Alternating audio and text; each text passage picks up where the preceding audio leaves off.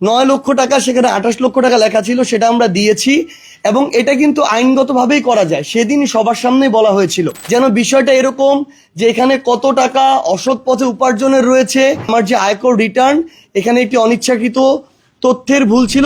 সম্মানিত সাংবাদিক বৃন্দ, আপনাদের সবাইকে আমাদের জাতীয় নাগরিক পার্টি এনসিপির পক্ষ থেকে শুভেচ্ছা জানাচ্ছি। আমাকে পঞ্চগড় 1 আসনে আমাদের 11 দলীয় যে জোট, এই জোটের পক্ষ থেকে এখানে প্রার্থী হিসেবে মনোনীত করা হয়েছে। একটা বিষয় গতকালকে আমার চোখে পড়েছে সোশ্যাল মিডিয়ায়। প্রথমে এটা ডেইলি স্টারের মাধ্যমে এসেছিল, যেটা হচ্ছে তারা দেখিয়েছে যে আমার যে আয়কর রিটার্ন, এটার সাথে আমাদের যে হলফনামা, এটাতে হচ্ছে তথ্যের গড়মিলের কথা বলেছিল। আপনারা সবাই যেদিন আমাদের এটা যাচাই বাছাই করা হয়, আমাদের যে মনোনয়নপত্রটা, আপনারা সবাই সেখানে ছিলেন। আমাদের যে রিটার্নিং অফিসার, আমাদের মাননীয় জেলা প্রশাসক, তার সেখানে এবং সেখানে তিনি স্পষ্ট করে এটা বলেছিলেন যে আমাদের যে হলফনামাটা ছিল কিংবা আমাদের মনোনয়ন যে আমরা দাখিল করেছিলাম, এই বিষয়টি করেছিলেন, তার একটা টাইপিং মিস্টেক ছিল। সেখানে যেহেতু তিনি আয়কর রিটার্নের যে ফাইল, সেখান থেকে তথ্যগুলো দেখে হলফনামায় তুলতে হয়েছিল, সকল তথ্যের মধ্যে একটা জায়গা তার একটা অনিচ্ছাকৃত ভুল ছিল। যেখানে তার 9 লক্ষ টাকা লেখার কথা ছিল, সেখানে তিনি 28 লক্ষ টাকা লিখেছিলেন।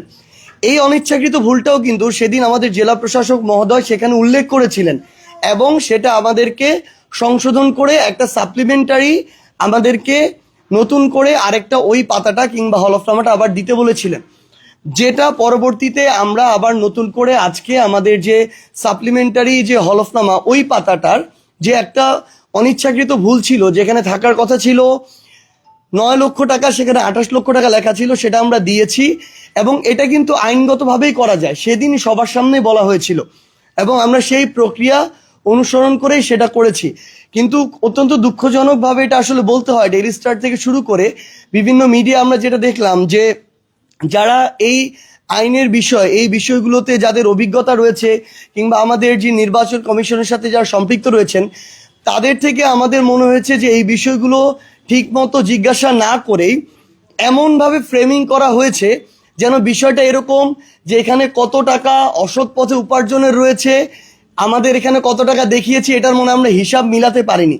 তো এটার মধ্য দিয়ে ফ্রেমিংটা এমন হয়েছে যে এখানে সম্ভবত একটা দুর্নীতি কিংবা এই ধরনের অনৈতিকভাবে আর্থিক উপার্জন, এই ধরনের একটা চিত্র জনগণের সামনে তুলে ধরা হয়েছে, যেটা আসলে আমার জায়গা থেকে মনে হয়েছে যে উদ্দেশ্য প্রণোদিতভাবে এটা একজন প্রার্থীকে হয়রানি করা।